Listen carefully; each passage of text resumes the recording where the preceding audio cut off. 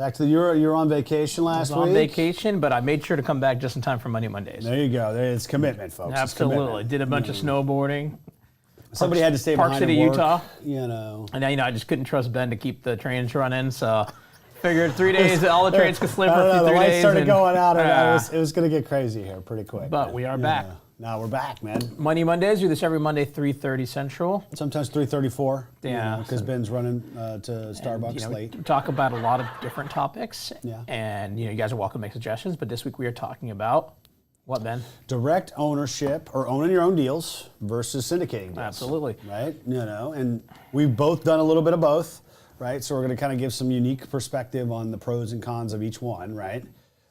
So let's kind of just dive into this. So if anyone has any topics for future, let us know, right? And basically we'll spend about 15, 20 minutes presenting, and then we'll do the last 10 minutes Q&A. So Q&A is really the best part in my mind, right? People can ask anything you want. It doesn't have to be about this topic. And we want people, this needs to be interactive, right? Or we want it to be interactive. It doesn't need to be, right? But, so if you have comments on the topic or just real estate in general, drop them in the comments section. Give us a like, give us a share. That kind of helps us kind of keep motivated to keep putting this content out here. So let's talk about risk, right?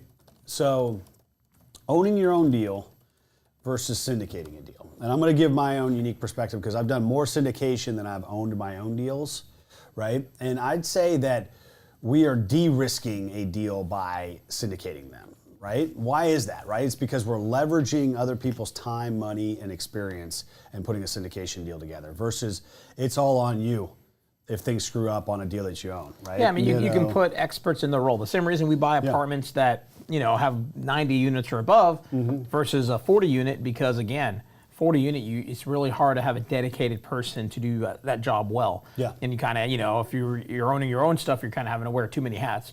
Absolutely. You're never going to be the best maintenance guy or the best accountant or the best anything else, right? So. Well, yeah, and once again, it's all on you, right? The most valuable thing that we have in our lives is time, right? So if it's all on you, there's just not many deals, especially when we're talking about apartments, even smaller apartments. Like say you got a 5-unit here, 10-unit there, that starts adding up, and that's a lot of work, right?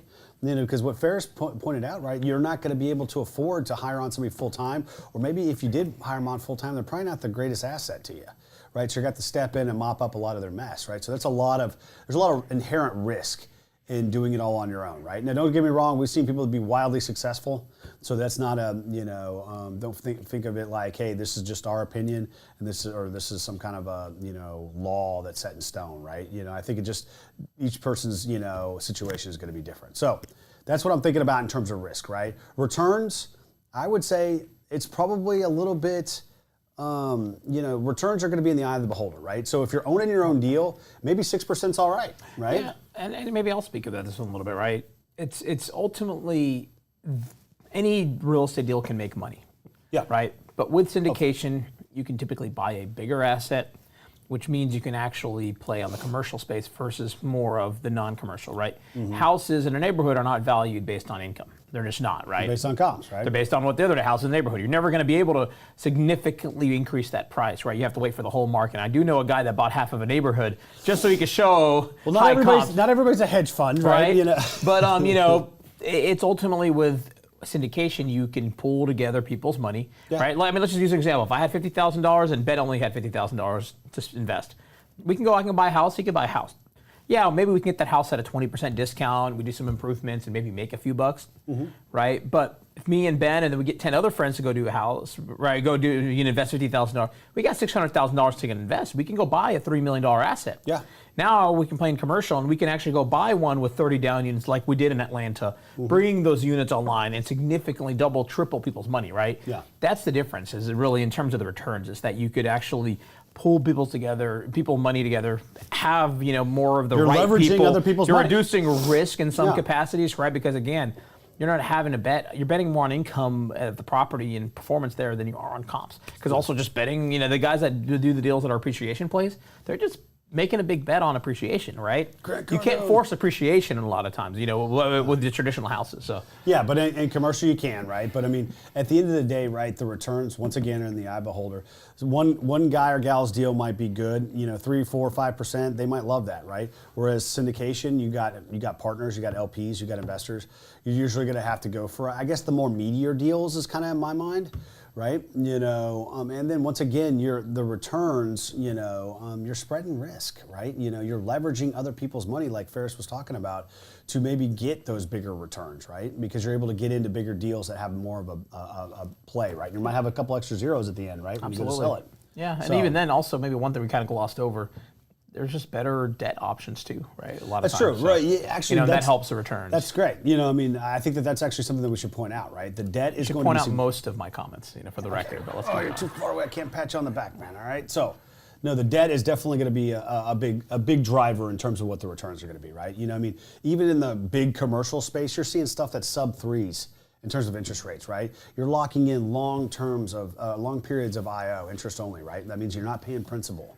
Right, you're seeing, non-recourse, which means if the market turns on you, right, you're ultimately not going to lose your own personal net worth to the deal, right? So that's going to ultimately affect the returns, right? Whereas, yes, people are going to say, oh, you can get the same thing, but single-family rentals, there's only so much you can do. Then you have to kind of you have to start pulling things together, collateralizing this and that, and putting into jumbo loans and all this other stuff. So.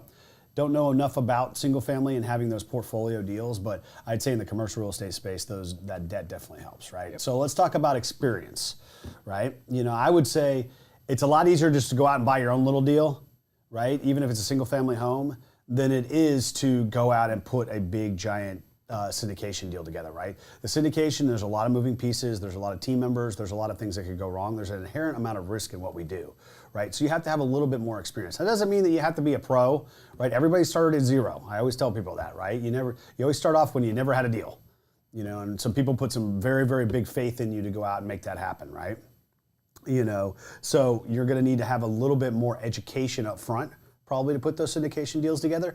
Or you're going to have had to have partnered with somebody. Once again, it's a team sport that has that experience. Whereas single family home, you got enough money, especially for the first 1, 2, 3, they're not even going to ask questions. You got the money to put down, they're going to probably loan it to you. Yeah.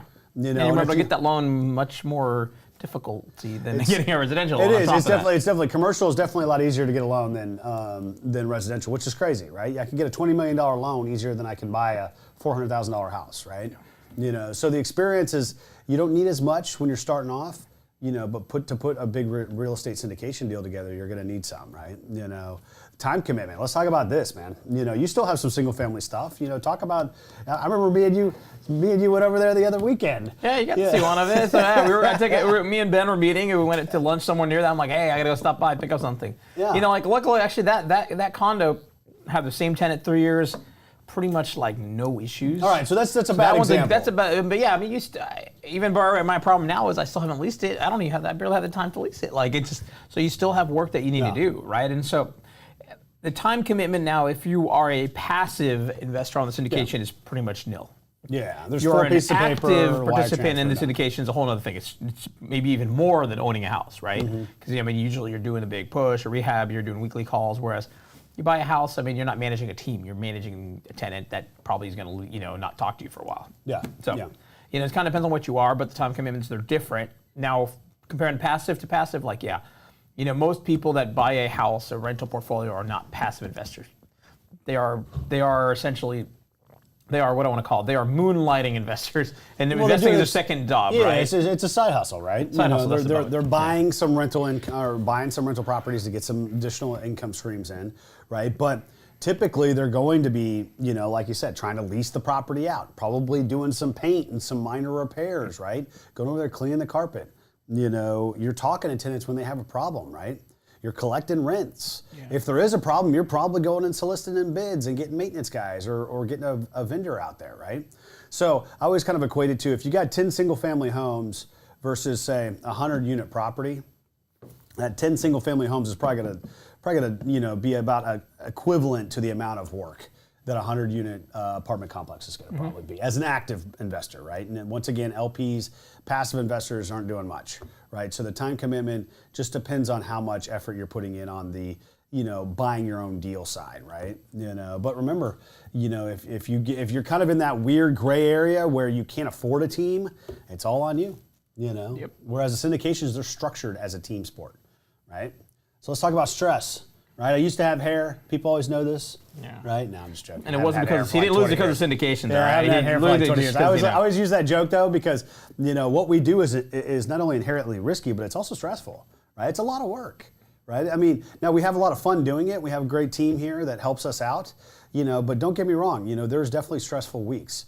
Right? Whereas at 1 or 2 rental houses, especially if you come in, you rehab it, you fix it up where you're not going to have those maintenance issues and you get a good tenant in there, like Ferris said, you might go months without even talking to your tenant, right? Whereas we are living and breathing this daily on the syndication side, right?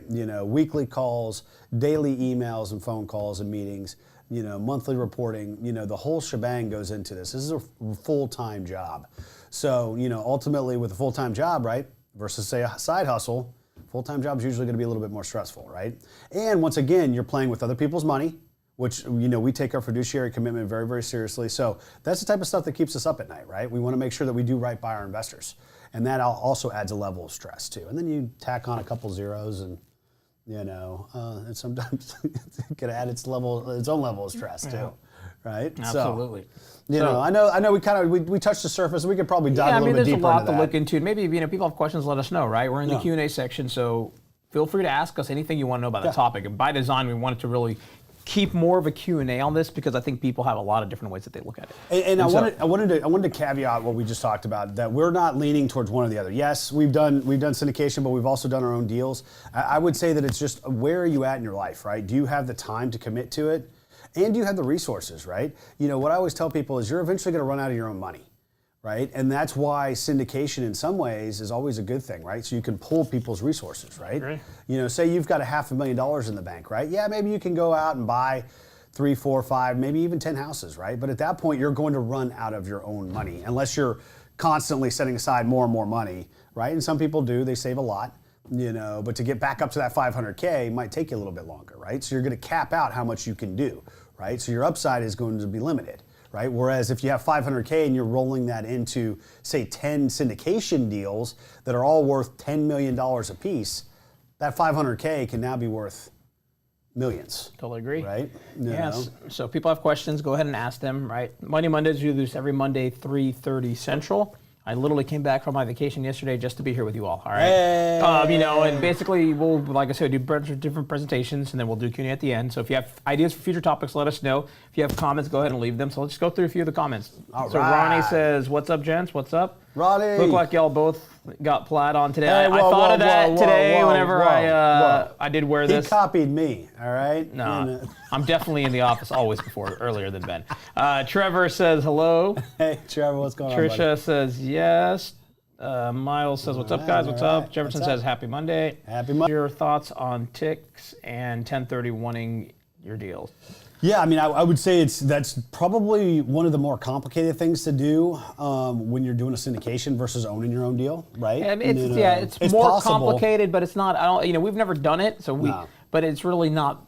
I think it's not that bad. I was talking to our buddy Sam actually, whenever I was out last week. And it's doable. He said it's really not. He said it was hard the first time, but it's really not that bad. So yeah, it's definitely possible.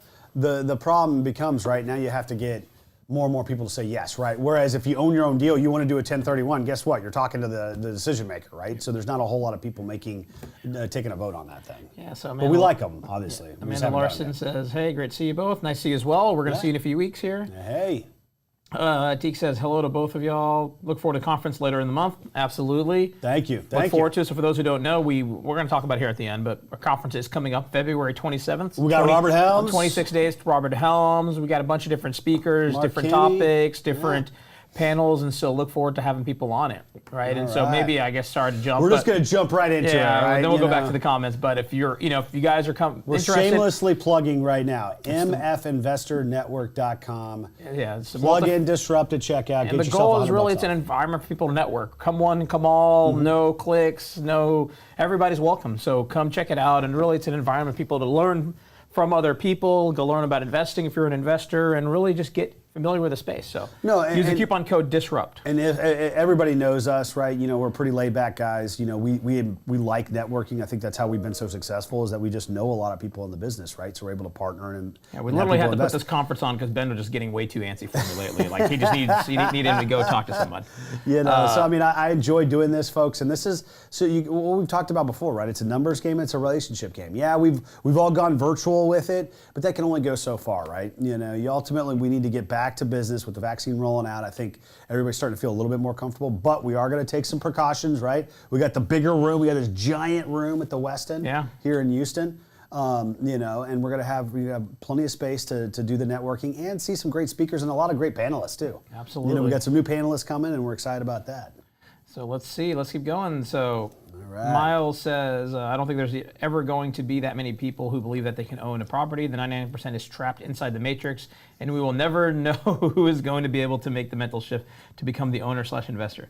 Now that my business is off the ground with logo design, I'm a bit concerned about finding friends who aren't going to ask me for something if they find out that I'm banking, especially after things get rolling more. Well, I mean, be proud of your success, right? With success comes haters, right? But at the end of the day, right, you just do you and I've learned tell people what you do because that opens up a million doors. Yeah, so who cares about the people? It was weird because, even buddies that I had from high school, right, when they started finding this stuff out, some of them had already invested in this stuff. They had known people that invested. They liked the idea of it. And that was just me doing shows like this or networking or just talking to them over a couple beers, right? Like, let people know what you're doing, right? You'd be surprised what kind of reaction you're going to get. And most of the time it's positive. And sometimes you got to convince your relatives and your family that you're not crazy. Absolutely. But after a couple wins, they're usually the first ones that are going to be on board to try to get a job with you. So Tricia says you're reducing the risk based upon how the deal is set up. You absolutely are. Yeah. Right? I mean, with single family, you can't really get creative with structuring. No. With commercial, you can absolutely get really creative, right? We're syndications, right? I guess we keep on saying syndications as synonymous for commercials. But yeah, I mean, you could obviously syndicate anything. But you can also own anything too, right? But to keep them synonymous, I mean, you can get really creative. You can do something like, hey, Ben, I'll buy your crappy property if you carry all the risk for it, right? But I'll pay you a premium once I'm done with it, right? Like if Ben can take that bet, Ben doesn't really lose much because the property's already in the condition that it is. And I risk, what I can do, but I'm taking on, I'm kind of getting into it for no risk though. I can get partway through and realize there's a problem and just stop, right? I don't have to go buy the property. And it becomes a win-win. Yeah, it's an owner finance deal, right? You can get creative like that, folks, right? And I think that, ultimately what I love about commercial real estate syndication, whatever you like, I just love the fact that we can leverage things across the board, right? You can leverage other people's time. You can leverage other people's expertise, and you can leverage other people's money, right? That's both on the equity and the debt side, right? So people get so caught up on all their bigger projects. They got a couple extra zeros. How am I going to do this, right? Ultimately, I go back to the saying, right, that I've said many, many times, right? If you don't have the time but you got the money, somebody's got the money but not the time, right? So you have to understand that it's all about putting the right team together, right? And then you leverage everybody else, right? In a good way, right? We're all there to grow together. Right? Absolutely. And that's what you can do in syndication. So let's see. So Savion says, calculated risks. What are your thoughts on paid mentorship? Right? I mean, paid mentorship, it could be, it depends on, figure out what your weaknesses are. There's pros and cons. I mean, I've done it, right? Ferris hasn't done it. It's really ultimately, I felt like I needed that, but then I kind of stepped back. I'm saying, well, maybe I didn't, but I still met a lot of good people and I got that foundational education that I needed. Right? But ultimately it's not for everybody, right? And I think, when you're starting off, don't spend a ton of money. There's a lot of free resources online or low cost resources, right? Check out investoracademy.net, right? We've got some stuff, especially about multifamily syndications that, we took a deep dive into this stuff. The courses are really not that expensive. And maybe that will give you enough momentum to go in and start looking for some deals, right? And then it's ultimately about putting the right team together. That is, you get the foundational education, you put the right team together, boom, sky's the limit. Right? Absolutely. And and we are part of a group called Multifamily Masters. Yep. Go check that out. They do have a pretty awesome mastermind they've been putting together as well for people. Is there a website? Yeah, multifamilymasters.com. Boom. All right. So check it out, or reach out to me or anybody. We can kind of help get you in touch with the right people. But again, that's more, people figure out, do you need coaching? Do you need education? Do you need mastermind? Like, they're all different. They really are. Actually, that's a good point, right? Mentoring. Again, I have a lot of good points, mentoring is like hand-holding, right? You. Come on, buddy. Come on.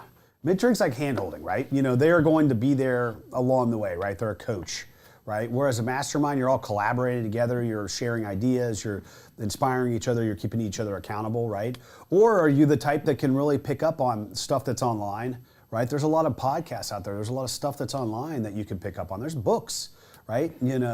It's just you're gonna have to determine how much education you think that you're gonna need to get into this business, right? All right, let's keep going. So Tricia says, I just downloaded the information from the website and I would like to see more like a sample of a deal with numbers changed. So to follow with entry fee, asset management fee, acquisition fee, how the profits are gonna be divided. So I think if I interpret that right, they'd like to just see, a fee structure, right? A sample fee structure. So Shanna, can we maybe take a note? Just is that on the toolkit? On the toolkit. Oh, okay, yeah. We're happy to add that to the toolkit. If people have ideas, suggestions, let us know. We want to continue to add value. That is an iterative process. We're gonna continue to make that better, right? Absolutely. So Chris Collins says, "What's up, fam? What's up, Chris? Hope you're coming out to the conference, right? Are you coming out February 27th? I think I stole you some tacos, man. Come on." Yeah, we got tacos here. Lots of tacos here. Yeah, we do, actually. We really do. All right. Chris Collins also says, what's the most people you think is reasonable for a JV? Say you're buying a 25 unit. So the rule of JVs, you have to give everybody a role. They have to have a. So that becomes like a 4 to 8 kind of person thing. Yeah, I mean, and that might be stretch, right? It depends on what it is. Yeah, because I think you can't just say, oh, this person's investor relations. Well, what does that mean? How much time are they actually spending on it, right? Because what they're going to say is you really did a syndication, but you called it a JV just to avoid having to do that extra layer of paperwork. So be careful though, Chris. You've probably heard the webinars and stuff that we've heard about it too. So just obviously talk to your lawyer about that before you jump into one. Everybody's going to have to be doing a role, and they're going to have to back it up with the amount of hours they spent on it. Absolutely. So let's see. So it says, what's up with 203K with FHA for house hacking? I'm coming towards my first house hack. I want to live in it and live for free, then move straight to a commercial. That's what we were just talking about this the other week with Shanna. Yeah. I mean, it is a great strategy for folks getting started. Right? Yeah, it is. I mean, find yourself a duplex. What is house hacking? All right, so find yourself a duplex, live in one side, and then rent out the other one. The other side should essentially pay your mortgage for the whole entire thing, right? Maybe you're not making a ton of cash flow, but they're essentially paying down your note, right? And you're living there rent free. Yep. Great. I'd say that's especially when I'm starting off. Great strategy. I think that's a great strategy. Right. Again, now you ultimately have to get in there with probably a few grand, right? Like you said, with an FHA, 3.5% down. Yep. But if you're a VA, you might even be able to get it 0 down. Who knows? Yeah, no shame.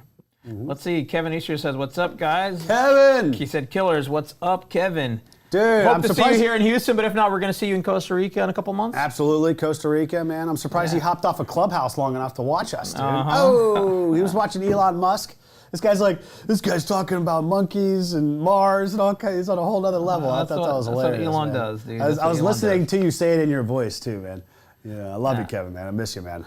Now let's see. So Iggy says, just jumped on. Oh no, I missed a great topic. You did, but hopefully, we can always watch the recording. We always have recordings. All right, so here's a good question from Chris Collins again.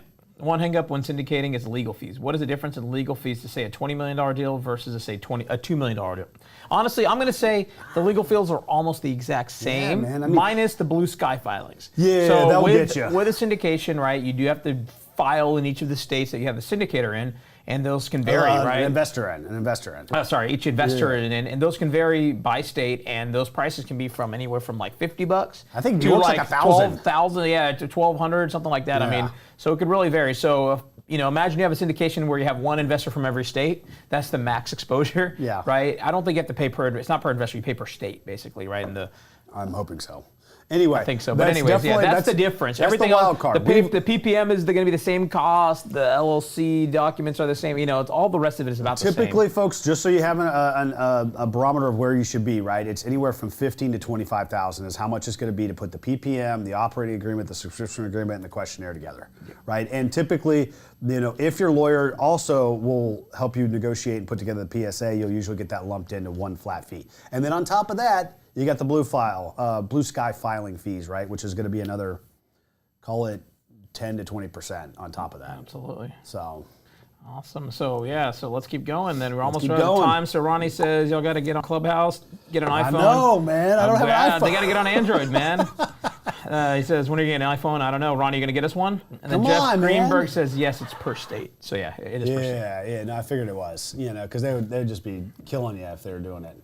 Yep. by investor. But it's still a significant amount of money, and you usually don't know what's going to happen until you're getting close to closing, and they're like, oh yeah, by the way, you have another 10 grand. So let's keep going then really All right, quickly. so wrap it up. We got the toolkit. Trish already downloaded it, right? Check it out. disruptequity.com/toolkit, right? Yep. We got all of our stuff, checklists, webinars, podcasts, more. We're going to continue to update that. That's just everything condensed into one, and we'll continue to make it a great tool and resource for you guys to kind of find all the information we put out there, right? Absolutely. And since we're wrapping up as well, and we're only 26 days away, one more shout out. Our conference is coming up February 27th here in Houston, Texas, a one-day event, mfinvestornetwork.com. Use the coupon code DISRUPT. We'd love to see you guys all out there. It's going to be awesome. Yep. And we always try to work in a lot of networking, right? So come in Friday, hang out with us, stay Saturday night, have some drinks. And let's see. So Ronnie says, next deal we close, I'll consider buying both of y'all an iPhone. Whoa. Make it happen. Well, Savion all says, right, dropping bombs always. See you at the conference. Look forward to seeing you all. All right. Ronnie, we're going to do a deal here soon, man. So, no, we got some pokers in the fire right now. So what's coming up next week, Ben, before we wrap up? All right. The biggest mistakes new real estate investors make. And, I could attest to a lot of these personally. Yeah, Ben doesn't do much besides make mistakes. It's ridiculous. No, it's all about learning from your mistakes, because there's like I said, there's a lot of risk. Things are going to go wrong, right? So it's all about how do you adapt to. I like to tell people on the team, situation. everybody makes mistakes. Mistakes are okay. It's not okay to keep making the same mistake, though. No, don't make that same one twice, right? You got to learn from it and you got to grow from it, right? So we'll kind of go through some of the headaches that we've gone through, and so you can maybe avoid those landmines whenever you're starting off. All righty. That it? So that's it. So Money Mondays, we do this every Monday, 3:30 Central. We will see you guys again next week. All right.